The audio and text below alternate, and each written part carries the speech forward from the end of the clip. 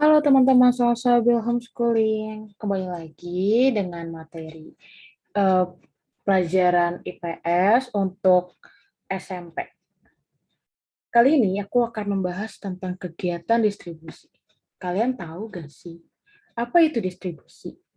Distribusi adalah suatu kegiatan menyalurkan barang dari produsen ke konsumen.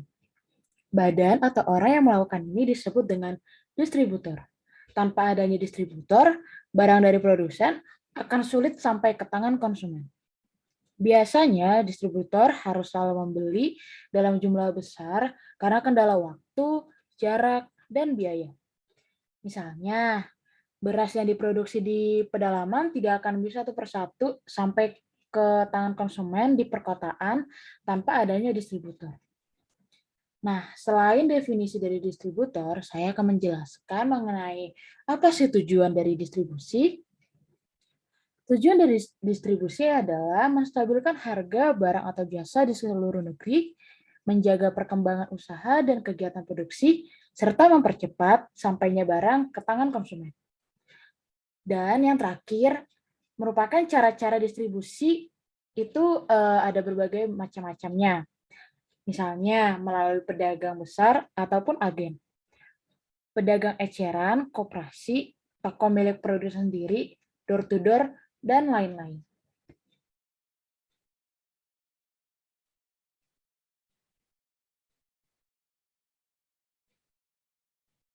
Nah, kali ini aku akan menjelaskan fungsi dari kegiatan distribusi. Yang pertama itu menyalurkan barang dan jasa dari produsen hingga ke tangan konsumen.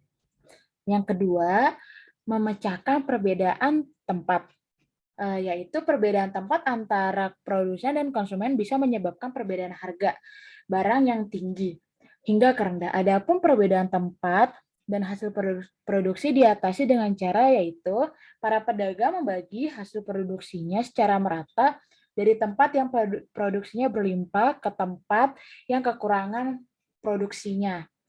Nah, yang ketiga itu seleksi dan kombinasi barang. Kebutuhan dari konsumen banyak ragamnya, maka bagi pedagang harus bisa menyediakan beberapa macam barang atau jasa supaya sesuai dengan apa yang dibutuhkan oleh konsumen. Pedagang mengatasi perbedaan tersebut dengan cara menyediakan beraneka macam barang atau jasa dalam jumlah dan juga mutu yang sesuai dengan yang diinginkan oleh para konsumen sesuai dengan daya belinya masing-masing.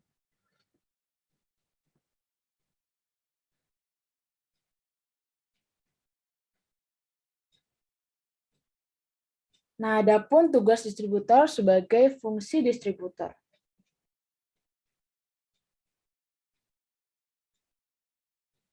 Yang pertama itu ada menjual, artinya penjualan barang atau jasa ke tangan konsumen.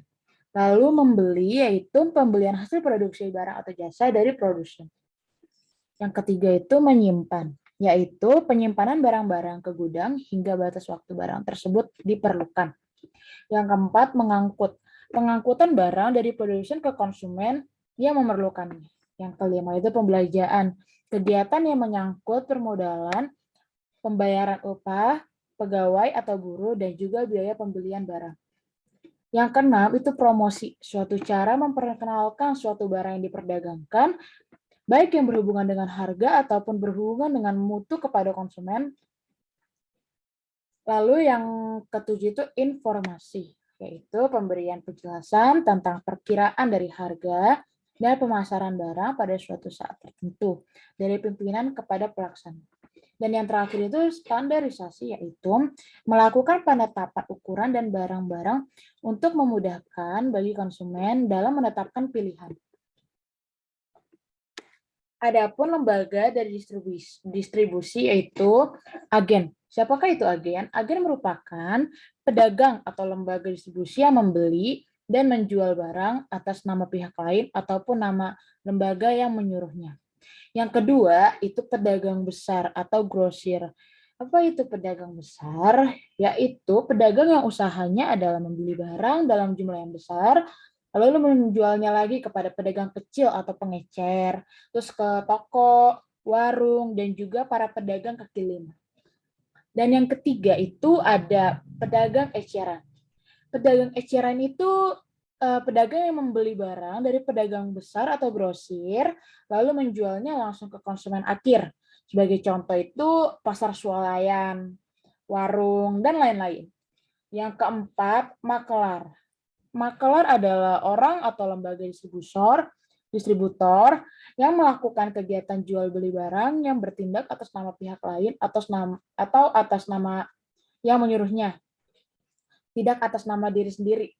Yang kelima itu komisioner, yaitu orang atau badan yang melakukan kegiatan jual beli barang yang bertindak atas nama sendiri, meskipun barang itu milik orang lain. Yang keenam, importir. Importir adalah pedagang yang membeli atau mendatangkan barang dari luar negeri atau barang import yang kemudian menjualnya di dalam negeri. Dan yang terakhir itu eksportir. Itu adalah pedagang yang membeli barang di dalam negeri, kemudian menjual barang ke luar negeri. Sekian pembelajaran hari ini. Mohon maaf jika ada salah kata. Semoga sangat membantu materi kali ini. Terima kasih.